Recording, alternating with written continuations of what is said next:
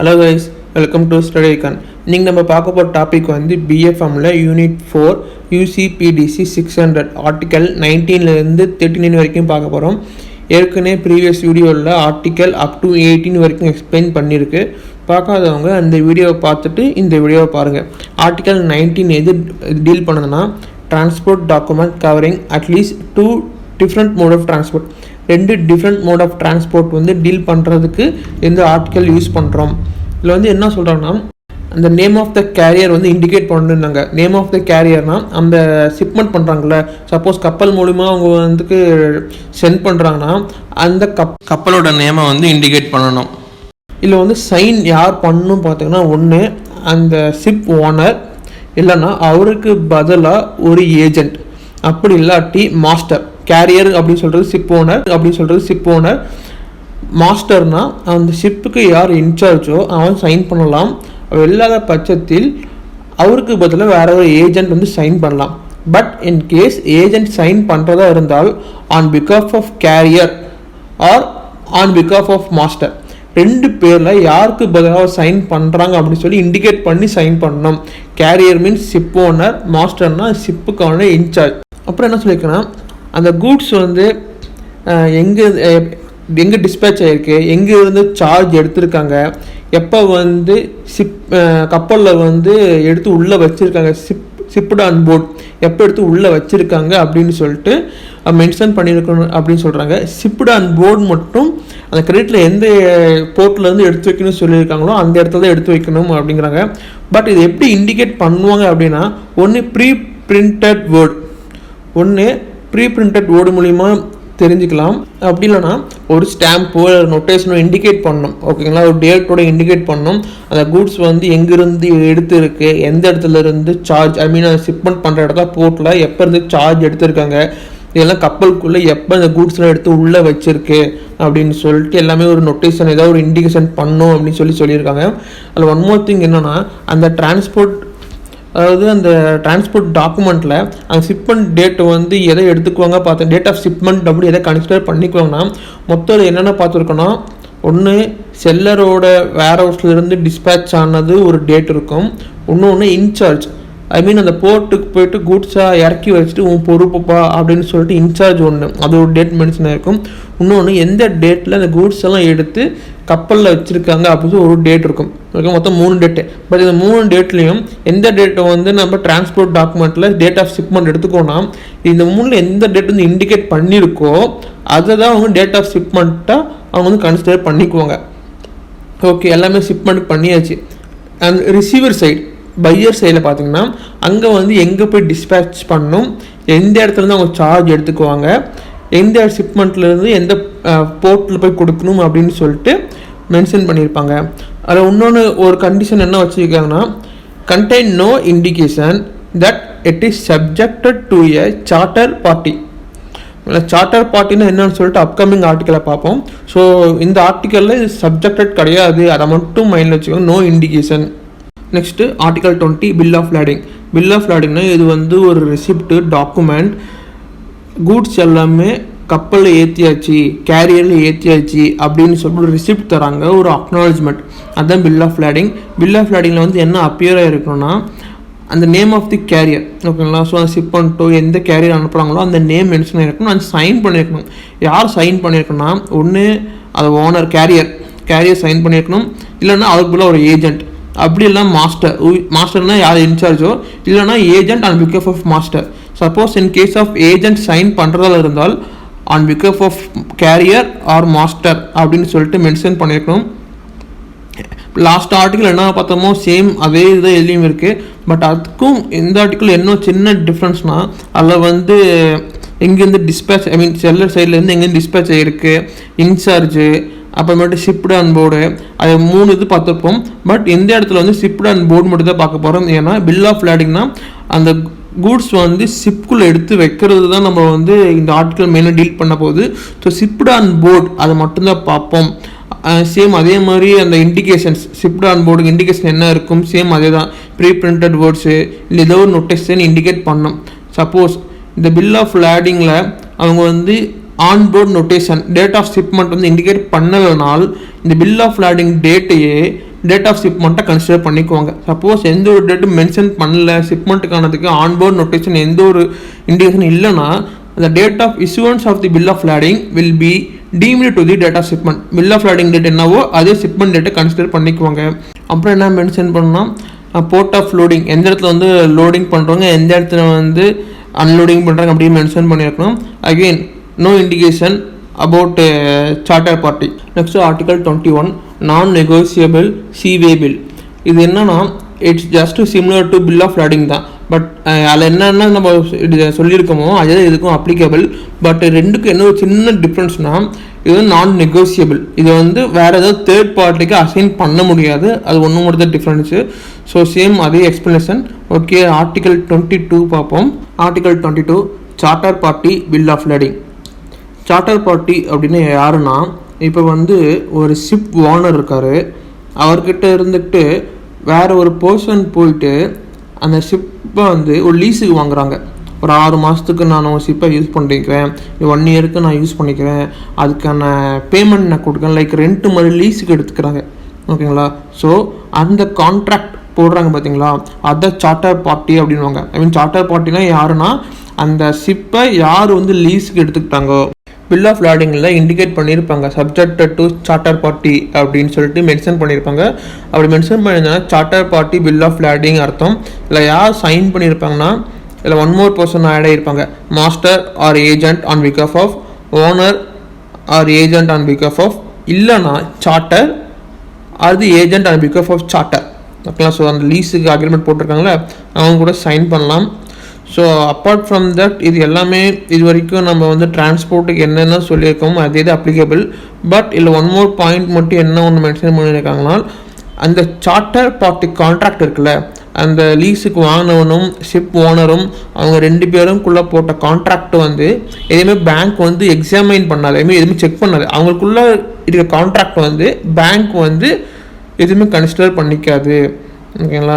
So எல்லாமே நல்லா தான் இருக்குது. பட் அந்த ஆர்டிக்கல் எதுக்கு சார்ட்டர் பார்ட்டி வந்து வேணாம் அப்படி சொன்னாங்கனால், பட் தேர்ட் பர்சன் யாரும் உள்ளே வர வேணாம், ஷிப் ஓனர்ஸே வந்து எனக்கு வந்து டெலிவரி கொடுக்கணும் அப்படின்னு கன்சிடர் பண்ணியிருக்காங்க. ஸோ அந்த ஒரு ரீசனால அவங்க வந்து வேணாம் சொல்லியிருக்காங்க.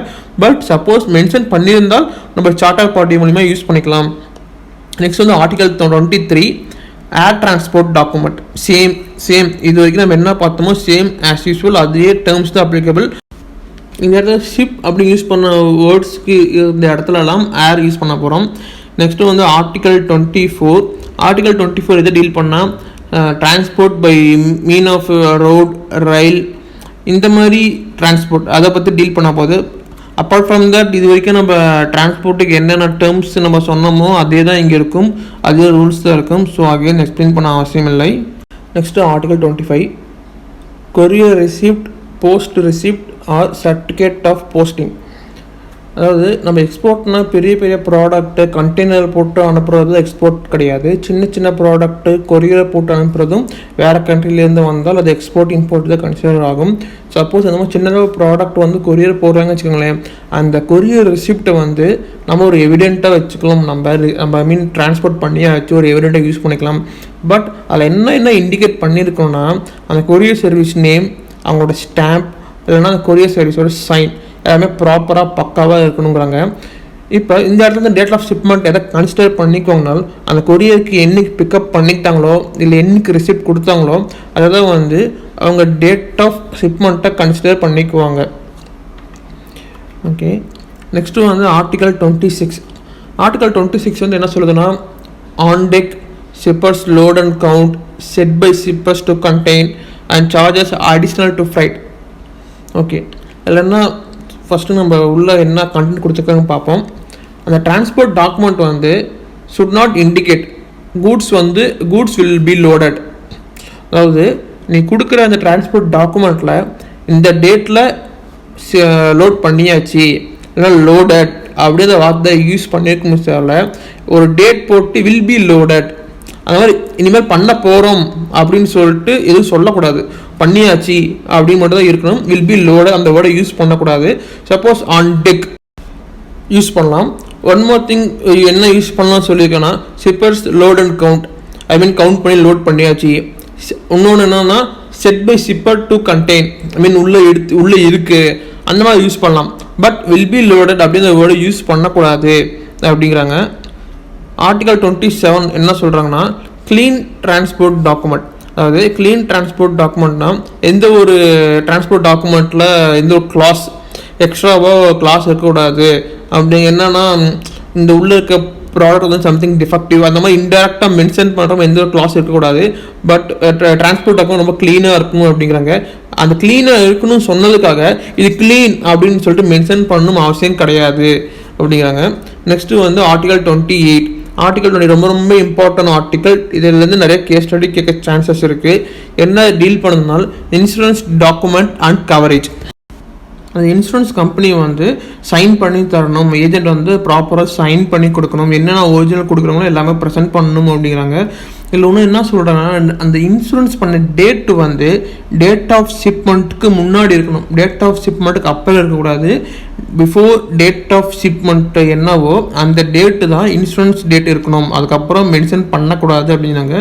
சப்போஸ் அந்த ஒன் மோர் பாயிண்ட் என்ன மென்ஷன் பண்ணுறாங்கன்னா, அந்த கரன்சி இருக்குல்ல, அந்த கிரெடிட்டில் வந்து என்ன கரன்சி கேட்டிருக்காங்களோ அதே கரன்சியில் தான் இன்சூரன்ஸ் வந்து அமௌண்ட் வந்து மென்ஷன் பண்ணியிருக்கணும். அதை விட்டுட்டு அவங்க கண்ட்ரி கரன்சி வேறு ஏதோ கண்ட்ரி கரன்சி மென்ஷன் பண்ணக்கூடாது. Same currency as mention in credit அதை வந்து இன்சூரன்ஸ் டாக்குமெண்ட்டில் வந்து மென்ஷன் பண்ணணும். இன்சூரன்ஸ் அமௌண்ட் எவ்வளோ கோட் பண்ணணும் அப்படின்னு சொல்லிட்டு எல்சிலேயே கொடுத்துருப்பாங்க. சப்போஸ் இன்கேஸ் அந்த மாதிரி எந்த ஒரு இண்டிகேஷன் தரலனால் எவ்வளோ இன்சூரன்ஸ் கவரேஜ் எடுக்கணும்னா 110% of CAF or CIP value of the goods. 110% of CAF or CIP value of goods. இது ரொம்ப ரொம்ப இம்பார்ட்டன்ட் பாயிண்ட்டு, இது நல்லா மைண்டில் வச்சுக்கோங்க. ஓகே, இந்த CAF ஆர் CIP அப்படின்னு என்ன அப்படின்னா, இது வந்து இன்கோட் டேர்ம்ஸ் அப்படின்வாங்க. இன்கோட் டேர்ம்ஸ்னா இன்டர்நேஷ்னல் கமர்ஷியல் டேர்ம்ஸ். CIFனா காஸ்ட், இன்சூரன்ஸ் அண்ட் ஃப்ரைட். CIPனா carriage and insurance paid to. இதை பற்றி லாஸ்ட்டில் வந்து இன்கோட் டேர்ம்ஸ் அப்படின்னு சொல்லிட்டு டாபிக் கொடுத்துருக்காங்க. இதை பற்றி டீட்டெயில்டு அப்போ பார்ப்போம், ஏன்னா இதை எக்ஸ்பிளைன் பண்ணால் இது லென்த்தி கான்செப்ட்டு. ஸோ இந்த இடத்துல வந்து இதை மட்டும் மைண்டில் வச்சுக்கோங்க, 110% அதை மட்டும் மைண்டில் வச்சுக்கோங்க. அப்புறம் இன்சூரன்ஸ் வந்து எந்த இடத்துல இருந்து எது வரைக்கும் கவரேஜ் ஆகுது, எந்த போர்ட்டில் இருந்து எந்த போர்ட் வரைக்கும் கவரேஜ் ஆகுது, எந்தெந்த ஏரியாலாம் கவர் ஆகுது அப்படின்னு சொல்லிட்டு கிளியராக மென்ஷன் பண்ணி தரணும். நெக்ஸ்ட் வந்து ஆர்டிகல் 29. ஆர்டிகல் 29 என்ன சொல்கிறாங்கன்னா, சப்போஸ் வந்து அந்த செல்லர் இருந்துக்கிட்டு அவனோட டாக்குமெண்ட் எல்லாமே ப்ரெசென்ட் பண்ணால் கொடுக்க போகிறான், இன்னைக்கு தான் லாஸ்ட் டேட் ப்ரெசென்ட் பண்ண வேண்டியது அப்படின்னு இருக்கும்போது ஏதாவது ஒரு வார், ஒரு போர், ஒரு சண்டை, ஏதாவது ஒரு இஷ்யூஸ்னால அங்கே எல்லாமே க்ளோஸ்டு அப்படி ஒரு ஸ்டேட்டஸ் இருக்குது, போய் சப்மிட் பண்ண முடியல அப்படின்னால் அந்த மாதிரி கேஸில் வந்து அவங்க டைம் எக்ஸ்டெண்ட் பண்ணலாம். ஐ மீன் ஃபாலோயிங் ஃபஸ்ட்டு பேங்கிங் டே, ஓகேங்களா. நெக்ஸ்ட்டு பேங்கிங் டே என்னவோ அந்த ஃபஸ்ட்டு டேக்கும் வரைக்கும் அவங்க வந்து எக்ஸ்டெண்ட் பண்ணலாம். ஆனால் இல்லை ஒன்மோர் இது என்ன சொல்லியிருக்காங்கன்னா, இது ப்ரெசென்ட் பண்ணும்போது கன்ஃபார்மிங் பேங்க்கு இஷ்யூவிங் பேங்க்கு இன்டிமேட் பண்ணும், இந்த மாதிரி ரீசன்னால் ஃபஸ்ட்டு ஃபாலோவிங் பேங்கிங் டேக்கு வரைக்கும் எக்ஸ்டென்ஷன் கொடுத்துருக்கு அப்படின்ட்டு. பட் இது எப்போ அப்ளிகபிள்னா only in case of presentation of document கொடுக்க போகிறான், இன்றைக்கி ப்ரெசென்ட் பண்ணணும், அதுக்கு மட்டும்தான். ஷிப்மெண்ட்டுக்கு இது அப்ளிகபிள் கிடையாது. லாஸ்ட் டேட் ஆஃப் ஷிப்மெண்ட் இருக்குது, அப்போ வந்து போர் வந்துருச்சு, வார் வந்துருச்சு, அதனால் ஷிப்மெண்ட் பண்ண முடியல அப்படின்னா அதுக்கு அப்ளிகபிள் கிடையாது. Under article 29 only applicable for in case of presentation, not in the case of last date for shipment. Next வந்து ஆர்டிகல் 30. ஆர்டிகல் 30ல் வந்து என்ன சொல்கிறாங்கன்னா, tolerance in credit amount, quality and unit price. எல்சியில் அபவுட் ஆர் அப்ராக்சிமேட்லி நல்லா மைண்டில் வச்சுக்கோங்க, இதை பேஸ் பண்ணி கேஸ் ஸ்டடி கேட்டிருக்காங்க. அபவுட் ஆர் அப்ராக்சிமேட்லி அப்படின்னு சொல்லிட்டு யூஸ் பண்ணாங்கனால் டாலரன்ஸ் எவ்வளோனால் ப்ளஸ் ஆர் மைனஸ் 10% வந்து இன் டேர்ம்ஸ் ஆஃப் அமௌண்ட் இருக்கலாம். சப்போஸ் குவான்டிட்டி வைஸ் பார்க்கும்போது ப்ளஸ் ஆர் மைனஸ் 5% இருக்கலாம். ஒரு 100 பொருள் கேட்டிருக்கியா, 95 கொடுக்கலாம், இல்லை 105 கொடுக்கலாம். So tolerance in terms of goods. இதே அமௌண்ட்னா 10%, குவான்டிட்டினா 5%. நெக்ஸ்ட் வந்து article 31 partial drawing or shipment. அதாவது இந்த ஆர்டிக்கல் என்ன சொல்லுதுன்னா, பார்சல் டிராயிங் ஆர் ஷிப்மெண்ட் வந்து அலோடு கிடையாது. ஒரு பல்க் ஆர்டர் கேட்டிருக்கேன்னு வச்சுக்கோங்களேன், இப்போ பாதி அனுப்புகிறேன் மீதி பாதி அப்புறம் அனுப்புகிறேன் அப்படின்னு சொன்னால் அதுக்கு அலோடு கிடையாது. பட் இல்லை வந்து ஒரு கேஸ் ஸ்டடி கேட்க சான்சஸ் நான் நிறைய டைம் கேட்டே இருக்காங்க. என்னன்னா more than one set of transport document இருக்குது. ஓகேங்களா, more than one set of transport document, அதாவது ஒரே ஷிப்பில் அவங்க அனுப்ப வேண்டிய கூட்ஸ் வந்து ரெண்டாக ஸ்ப்ளிட் பண்ணி 2 கண்டெய்னர் வச்சுருக்காங்க. ஸோ ஒன்றுக்கும் தனித்தனி டிரான்ஸ்போர்ட் டாக்குமெண்ட் இருக்குது. பட் கிளம்புற இடத்துல இருந்து வர இடம் வரைக்கும் அது ஒரே மோட் ஆஃப் டிரான்ஸ்போர்ட், ஒரே ஷிப்பில் தான் வருது, ஒரே கப்பலில் தான் வருது. ஸோ இந்த இடத்துல வந்து 2 டிரான்ஸ்போர்ட் டாக்குமெண்ட்டும் இருந்தாலும் கூட இதை பார்சல் டிராயிங்கை கன்சிடர் பண்ண முடியாது அப்படிங்கிறாங்க. ஸோ இதை பேஸ் பண்ணி ஒரு கேஸ் ஸ்டடி கேட்க சான்ஸ் இருக்குது. நெக்ஸ்ட்டு வந்து article 32 instalment drawing or shipment. Instalment அதை பார்த்தா நமக்கு தெரியுது, எனக்கு வந்து கூட்ஸ் சென்ட் பண்ணு, பட் எனக்கு 3 இன்ஸ்டால்மெண்ட்டோ இல்லை 5 இன்ஸ்டால்மெண்ட்டோ எனக்கு வந்து சென்ட் பண்ணு. ஒவ்வொரு இன்ஸ்டால்மெண்ட்டும் எனக்கு வந்து கூட்ஸ் எனக்கு டெலிவர் ஆகும்போது நான் ஒரு அமௌண்ட் பே பண்ணுறேன் அப்படிங்கிறாங்க. எங்கே வந்து ஃபஸ்ட்டு அமௌண்ட் பே பண்ணுறதுக்கோ எங்கேயும் மிஸ்மேட்ச் ஆகுதோ ஃபர்தர் இன்ஸ்டால்மெண்ட் வந்து கேன்சல் ஆயிரும் அப்படின்னாங்க. Next article 33 hours of presentation. Hours of ப்ரெசன்டேஷன்னா பேங்கிங் டைம், இன்னைக்கு லாஸ்ட் டேட்டு, இன்னைக்கு போய் ப்ரெசென்ட் பண்ணோம், பட் பேங்கிங் டைம் முடிஞ்சிருச்சுனால் அதுக்கப்புறம் போய் கொடுத்தா அக்செப்ட் பண்ணிக்க மாட்டாங்க. நெக்ஸ்ட்டு வந்து ஆர்டிகல் 34 வந்து disclaimer on effectiveness of document. அதாவது இப்போ டாக்குமெண்ட் தராங்கனால் எல்லாமே ஜென்யூனாக பக்காவாக இருக்குது எல்லாம் செக் பண்ணுவாங்க. பட் அதில் எல்லோரும் மிஸ்டேக் இருந்துச்சுனால் பேங்க் வந்து லயபிள் கிடையாது அப்படின்னாங்க. என்ன நீங்கள் தான் செக் பண்ணுறீங்க, எப்படி லயபிள் கிடையாது அப்படின்னு சொல்கிறோம்னால், சப்போஸ் அந்த டிஸ்கிரிப்ஷனில் என்ன சொல்லியிருக்காங்கன்னா ஒரு இத்தனை குவான்டிட்டி இருக்குது, ஒரு 100 குவான்டிட்டி இருக்குது, இல்லை 1,00,000 குவான்டிட்டி இருக்குது சொல்லி மென்ஷன் பண்ணுறாங்க. பட் பேங்க் வந்து 1,00,000 குவான்டிட்டி இருக்குதுன்னு சொல்லிட்டு ஒன்றா போய் செக் பண்ணிருக்க மாட்டாங்க. அதை செக் பண்ணுற வேலை வந்து போர்ட்டில் ஒர்க் பண்ணுற ஆஃபீஸர்ஸ் வந்து என்ன கூட்ஸ் உள்ளே போகுது வைக்கிறாங்க அப்படின்னு சொல்லி அவங்க தான் செக் பண்ணுவாங்க. ஸோ பேங்க் வந்து அந்த டாக்குமெண்ட் மட்டும் தான் பார்க்குமே தவிர இந்த மாதிரி விஷயத்தெல்லாம் நம்ம வந்து போய் பார்க்க மாட்டாங்க. ஸோ இது மூலிமா ஏதாவது ஒரு எஃபெக்டிவ்னஸ் ஆஃப் டாக்குமெண்ட் வந்து பேங்க் வந்து லையபிள் வந்து எடுத்துக்காது. Next article 35 disclaimer on transmission and translation.